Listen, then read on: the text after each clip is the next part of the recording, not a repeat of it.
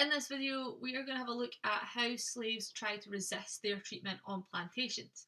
For most slaves, the idea of escaping or being set free was a far off dream, and thus resistance was the only alternative to enslavement. Traditionally, it was newly arrived Africans who rebelled, as those born into slavery were more aware of the consequences and punishments that could be brought upon them if they tried to disobey their masters. So, how would slaves resist? Well, some ways were quite minor and simple, such as working slowly, or pretending not to understand the instructions that their masters were giving them.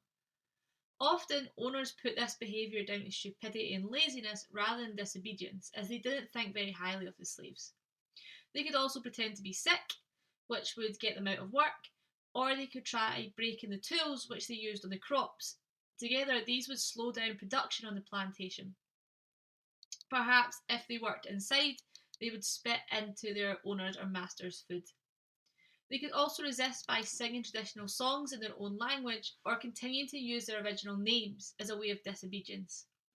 More major acts included things like running away, but this came with a high punishment if you were caught.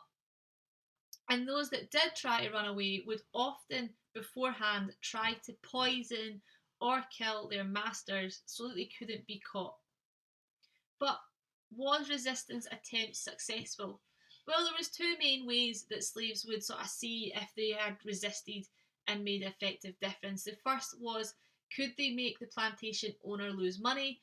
Obviously, this is the main thing the plantation owner wants. So, can their acts stop production or slow it down?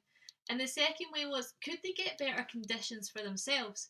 Some slave owners then seen, if slaves resist, if we give them a little bit more respect, maybe somewhere better to live, maybe an extra day off, they're less likely to resist and they will work harder.